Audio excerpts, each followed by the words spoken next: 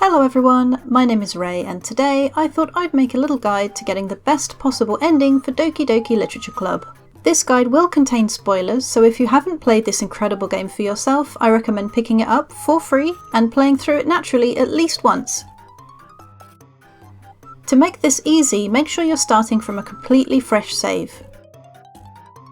If you've played the game before, to return your game to default, simply go to the game folder, click Game, and delete the file named First Run. When you next launch the game, it will ask you if you wish to delete all of your existing data. Say yes, and the game will return completely to default. So to see the best ending, all you need to do is see all of the different scenes for each girl before things start to go tits up for Sayori. That means you need to write 3 lots of 3 poems, aiming the poems at each girl individually. That's obviously impossible to do in one playthrough, but incredibly easy if you make good use of the save and load system. Let's begin. Boot up the game and adjust your settings if necessary.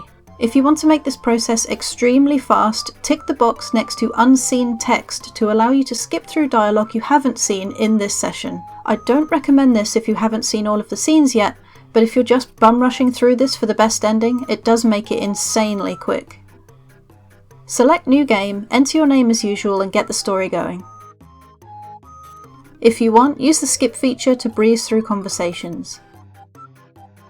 When the game declares it's time to write a poem, make sure you save your game. This is the save we'll be using to get the best ending.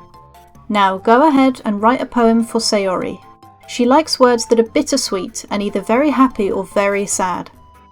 Try and get as many of her favourite words as possible to ensure she likes the poem the most. Now continue the story.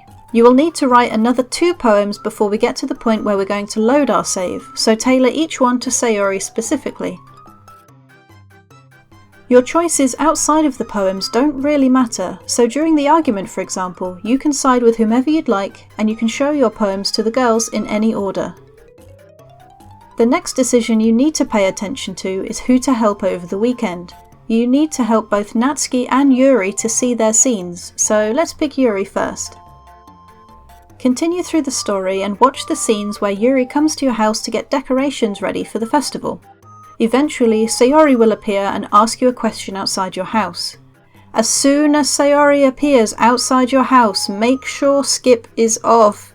It's extremely easy to accidentally skip to the bad thing that happens to Sayori, and if you do get to that scene, your save file is broken, and you'll have to start a brand new run with default settings. When you get the choice, tell Sayori I love you to get the scene with Sayori hugging you. Now, don't go any further, load the save we created at the first poem. Now it's time for some Natsuki scenes. Tailor all 3 poems to Natsuki. She's pretty easy to write for, she likes cute and fluffy things and food. If you see a noun on the list, there's a good chance she'll like it. Tailoring the poems towards Natsuki will ensure you see all of her scenes. When it comes to who to help over the weekend, choose to help Natsuki. This will allow you to see the scenes where she comes to your house and you make cupcakes together. And you stick her finger in her mouth. What the F? Once again, Sayori will meet up with you outside your house just as your classmate is leaving. You've already seen the hugging scene, so you can go ahead and load your save again.